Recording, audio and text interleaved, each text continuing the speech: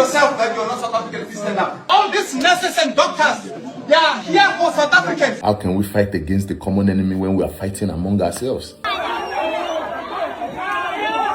Xenophobic tensions are once again flaring across parts of Africa, exposing a painful and dangerous contradiction at the heart of the continent's identity. From Southern to West Africa reports, testimonies, and viral footage points to a troubling pattern: African migrants being harassed, threatened, pushed out of communities, and blamed for economic hardship. In some places, informal campaigns have emerged, urging businesses not to employ foreigners. In others, market access is restricted and hostility simmers just beneath the surface. The justification is familiar economic frustration, high unemployment, rising living costs, and widening inequality have left many citizens feeling abandoned and desperate. In that frustration, foreigners become convenient targets. Yet, research and economic analyses consistently challenge this narrative. Migrants often operate in informal or underserved sectors, filling gaps rather than displacing local workers. They are not the root cause of economic strain. They are the easiest scapegoats. And that is where the deeper problem lies. This is no longer about isolated incidents or one country's internal tensions. It reflects a broader continental drift toward exclusion, where shared identity is being overshadowed by fear, competition, and political rhetoric. What makes this especially disturbing is the glaring contradiction it reveals. For decades, Africa has stood firm against racism, colonial oppression, and discrimination from outside forces across the continent and the diaspora.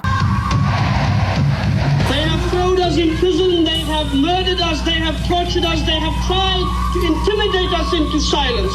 And they thought that you would forget. You have come to say today that you did not forget and that you are still with us in this battle, and we thank you for that. People have raised their voices, sometimes through protests, sometimes through global movement against injustice inflicted by others. The moral position has been clear: discrimination is wrong, dehumanization is unacceptable, and dignity must be universal. Yet today, within African borders, Africans are turning against Africans. The same language of blame, the same logic of exclusion, the same stripping away of dignity, only this time it is directed inward. It is a contradiction that cannot be ignored. How can a continent that demands justice from the world justify injustice within itself? How can unity be preached on international stages while division festers in local streets and markets? This is what they want. They want us to be divided forever so that we cannot focus on the important things.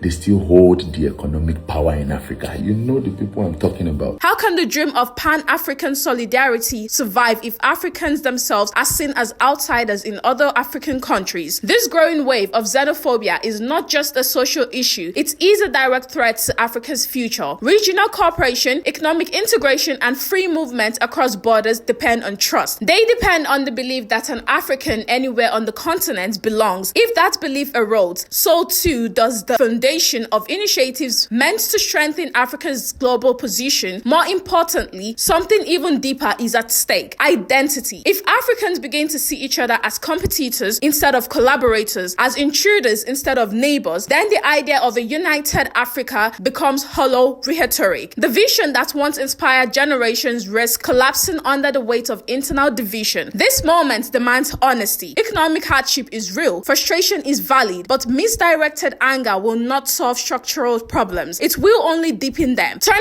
on one another may offer temporary emotional release, but it ultimately weakens the very societies people are trying to protect. What is happening now should not just concern policymakers, it should disturb anyone who believes in the idea of Africa as a shared home. Because in the end, the question is simple and unavoidable. If Africans cannot stand for each other, who will? And if the fight against discrimination is only upheld when the enemy is external, was it ever truly about justice at all? You guys are not South African. Go out.